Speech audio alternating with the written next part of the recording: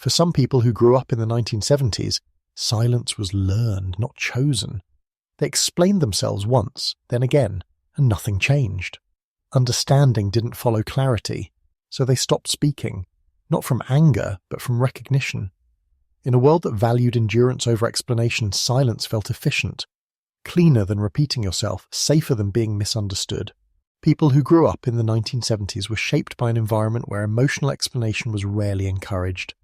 Life emphasized stability, routine, and responsibility. Adults were busy surviving economic pressure, social change, and uncertainty. Children were expected to adapt quietly, not narrate their inner worlds. In that context, explaining how you felt often seemed unnecessary or even inappropriate. Feelings were considered distractions from doing what needed to be done. If something was difficult, the expectation was endurance, not articulation. You learned early that functioning mattered more than expressing. This wasn't cruelty, it was efficiency. Time was limited, energy was conserved, conversations focused on outcomes, not emotions. When a child struggled, the response was often correction or instruction, not curiosity. As a result, explanation began to feel optional. You were trained to observe, adjust, and move on. Meaning was something you carried internally, not something you shared outwardly. Over time, silence became associated with competence. The ability to carry things without comment was respected. Explaining yourself felt like slowing things down. Silence felt aligned with the rhythm of the world you were raised in. Many people from this generation remember the moment they realized that explaining themselves changed nothing. When they tried to clarify their feelings, the response was rarely understanding. Instead, they were told they were exaggerating, overthinking, or creating unnecessary complications. Explanation became linked with correction. The more you tried to explain, the more you were reshaped by someone else's interpretation. What you meant was often replaced by what others decided you should mean. This experience taught an important psychological lesson. Vulnerability did not guarantee safety. Speaking openly did not bring relief. It invited judgment. Over time, people learned to protect themselves by offering less. Silence reduced friction. It avoided debates that never led anywhere. It preserved dignity in situations where words were repeatedly dismissed. Eventually, silence stopped feeling like suppression.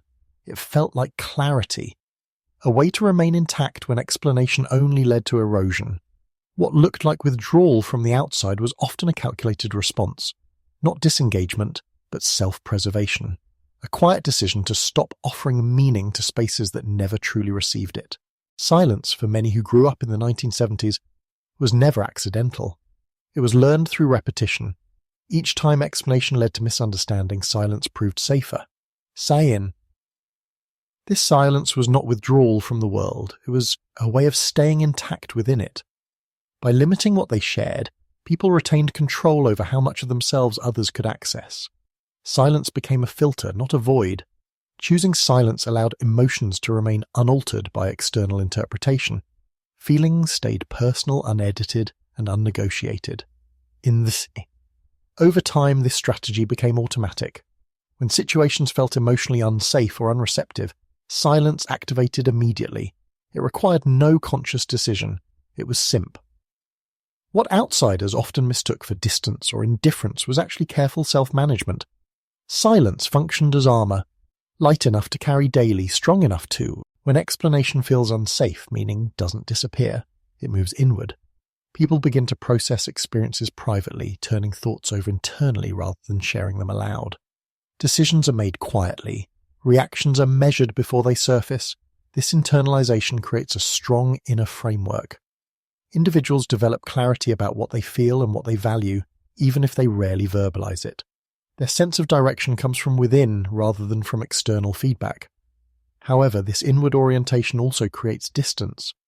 Others are rarely invited into the full reasoning behind actions or choices. The inner world becomes rich but largely invisible. Over time, this can lead to a sense of being understood only by oneself. Communication becomes efficient but minimal. There is little impulse to explain unless the result is a life that appears quiet. For many people shaped by the 1970s, words came to feel unreliable. Once spoken, they could be questioned, reframed, or used against the speaker. Explanations were rarely received as they were intended. They were interpreted through assumptions, power dynamics, or impatience. Silence, in contrast, felt uncontaminated.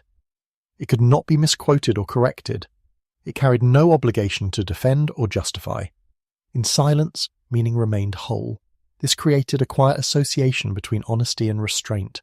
Speaking less felt more truthful than offering explanations that would be distorted anyway. Silence preserved authenticity by keeping inner meaning intact. Over time, sharing became selective. Words were saved for moments when accuracy truly mattered. Everywhere else, silence felt sufficient. This was not secrecy, it was discernment. Meaning did not vanish, it simply stopped being negotiated. Silence became a way to remain aligned with oneself in environments where words no longer felt safe or respected. Explaining oneself requires emotional energy. It demands attention, patience, and the willingness to be exposed. For many people in the 1970s, emotional resources were limited. Life asked for endurance, not elaboration.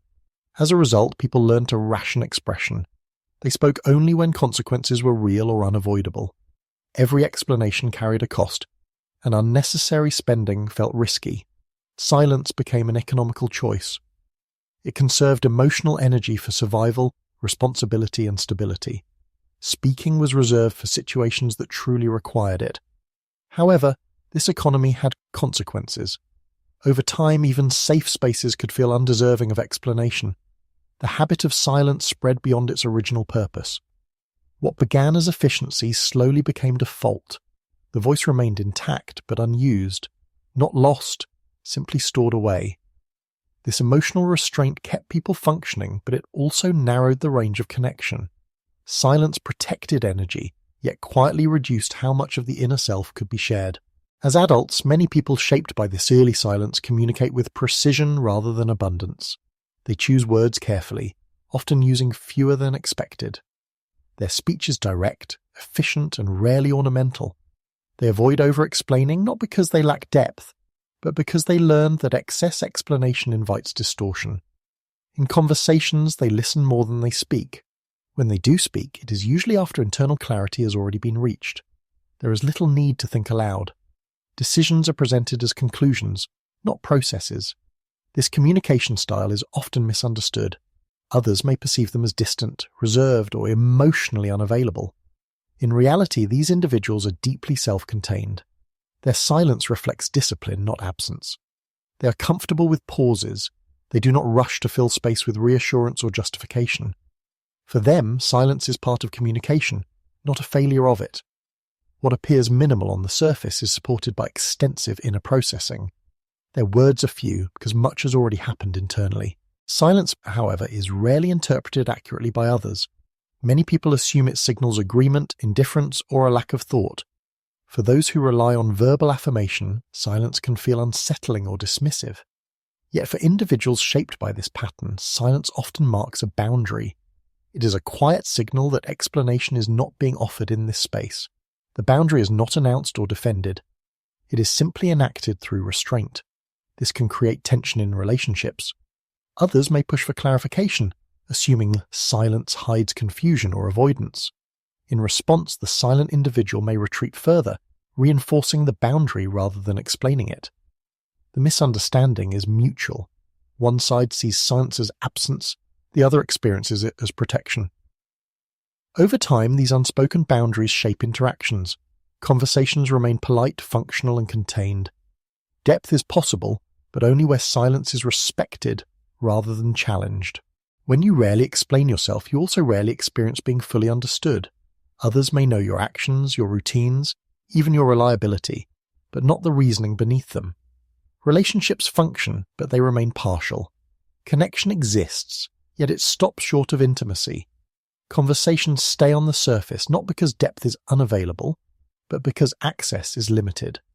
The inner world remains protected, but also unseen. For many, this does not register as loneliness. It feels familiar, a quiet distance that has always been there.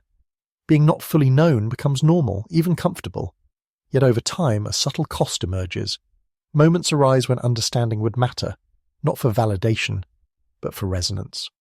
In those moments, the absence of shared meaning becomes noticeable. The individual remains composed, but something remains unshared. not because it cannot be spoken, but because the habit of silence is already in place. This cost is rarely dramatic. It accumulates quietly like unexpressed sentences that never quite leave the body. Choosing silence in the 1970s was often adaptive. It reduced conflict, preserved autonomy, and protected inner clarity. Silence functioned as a skill, one that allowed people to navigate environments unreceptive to explanation. However, adaptation can harden into default. What once served a purpose may continue long after conditions change. Silence, once chosen, becomes automatic. Understanding this pattern does not demand constant explanation. It asks for awareness, the ability to recognize when silence is serving intention and when it is simply inherited behavior. When silence is chosen consciously, it remains powerful. It protects boundaries and honors inner truth. When silence operates unconsciously, it can limit connection and expression without being noticed. The difference is not volume, it is authorship. Silence, when owned, is strength. Silence, when unexamined, quietly decides for you.